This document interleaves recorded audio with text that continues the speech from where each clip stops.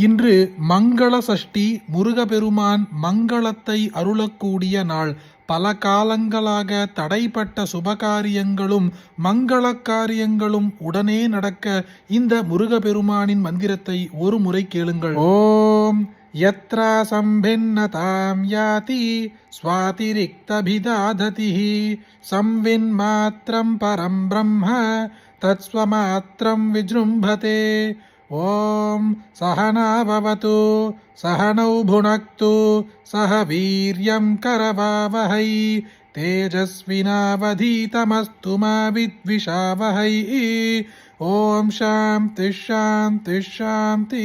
அச்சுதோஸ்மி மகாதேவ தவ காருண்யலேஷதः விஜ்ஞானகண ஏவாஸ்மி சிவோஸ்மி கிமதः பரம்.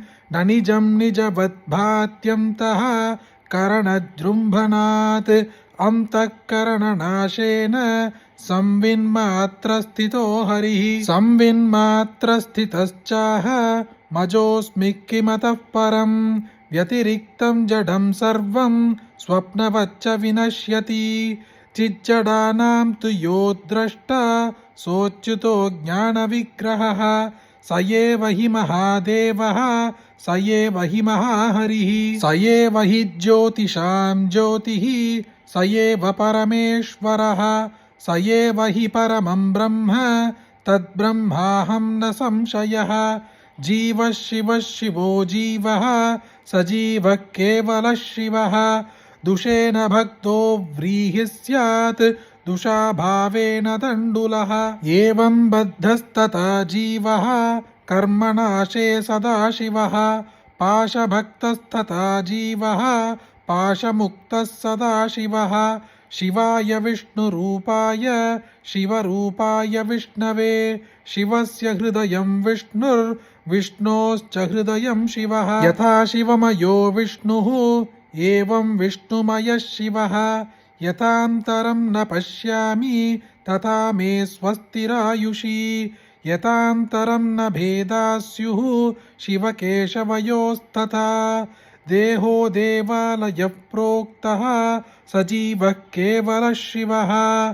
त्यजेदज्ञाननिर्माल्यं सोऽहं भावेन पूजयेत्. अभेददर्शनं ज्ञानं ध्यानं निर्विषयं मनः. स्नानं मनोमलत्यागः शौचमिन्द्रियनिग्रहः. ब्रह्मामृतं बिभेत् भैक्ष्य माचरेद्देहरक्षणे. वसेतेकान्तिको भूत्वा चैकान्ते द्वैतवर्जिते. इत्येवमाचरेद्धीमान् स एवं मुक्तिमाप्नुयात्. श्रीपरमधाम्ने स्वस्ति चिरायुष्योन्नम इति. विरिञ्जिनारायण शङ्करात्मकं नृसिंहदेवेश तव प्रसादतः. अचिन्त्यमव्यक्तमनन्तमव्ययं वेदात्मकं ब्रह्मनिजं विजानदे. तद्विष्णोः परमं पदं सदा पश्यन्ति सूरयः. दिवि वचक्षुराधतं तद्विप्रासो बिभन्यवोज्जागृवांसः समिन्धते. विष्णोर्यत्परमं पदम् इत्येतन्निर्वाणानुशासनमिति बोधानुशासनमिति वेदानुशासनमित्युपनिषत्.